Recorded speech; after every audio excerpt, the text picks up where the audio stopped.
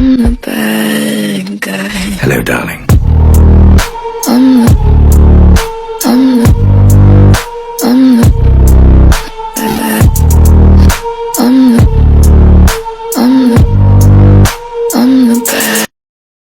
Today's video is about Marianne Brockheimer. She was born on the 3rd of June 1950. Brockheimer was raised in a conservative home and she had religious parents. Her religious parents, who spent much of their time in a bar close to the family home, their household was not pleasant and drinking made her father more aggressive. Her parents divorced and her mother later remarried.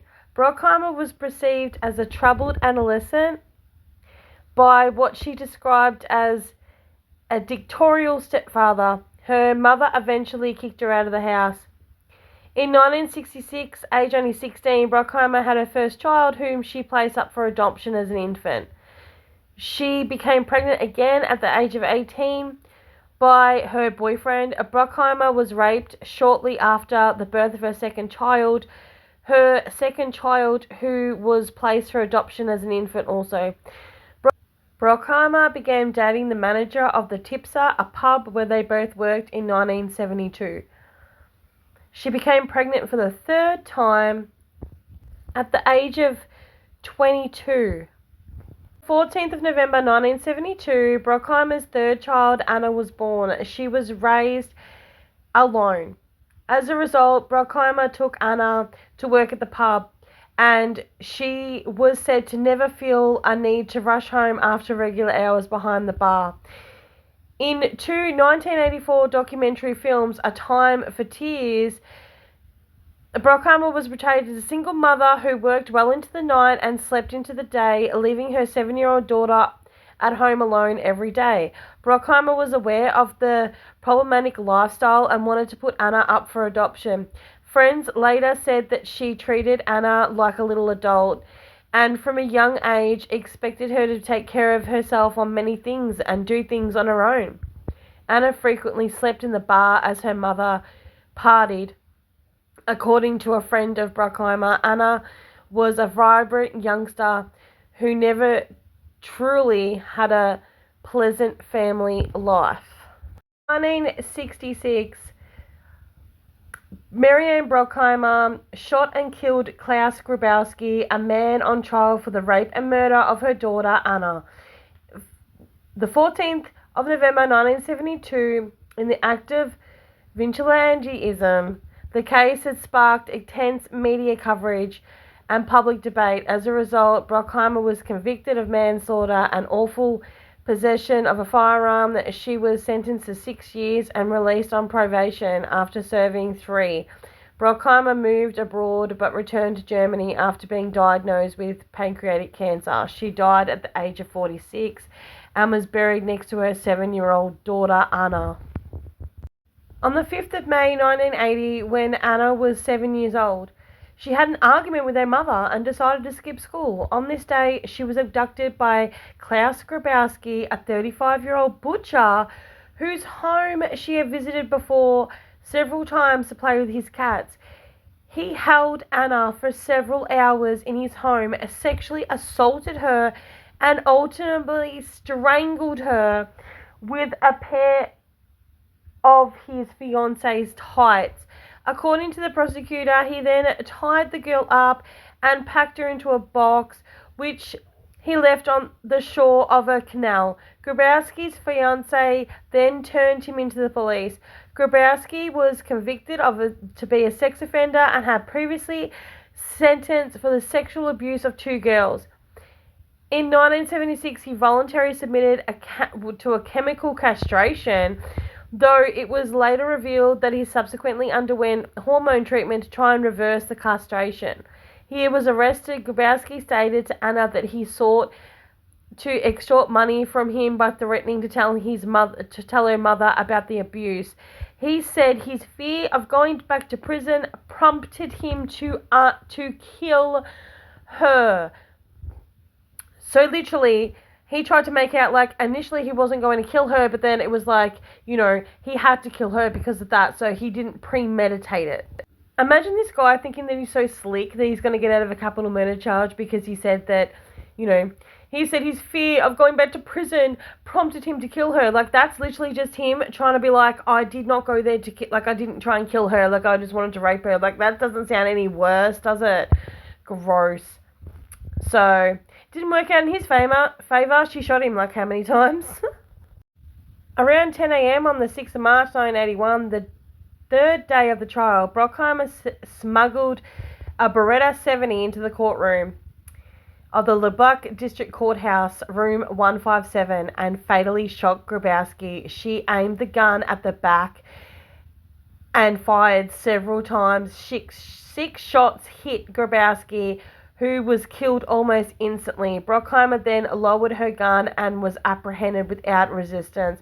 The public reaction to this, the incident was one of the most well-known cases of vigilante justice in the West German history, sparked extensive media coverage. Television crews from all over the country and overseas travelled to Lubbock to report on the case. Brockheimer sold her story for about $100,000 to the magazines, and she also got her fees and legal coverage all paid for.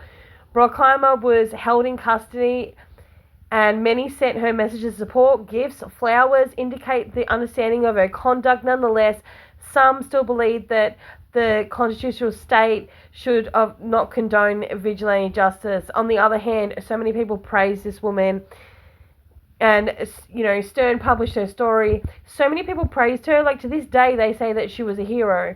At the end of the day, he's a sex offender who killed her daughter. Like, I believe he got what he deserved. Honestly, I believe he got what he deserved. He strangled her with his fiance's tights, and the only reason why he was able to get this girl into his house was because he was, showing her his cats.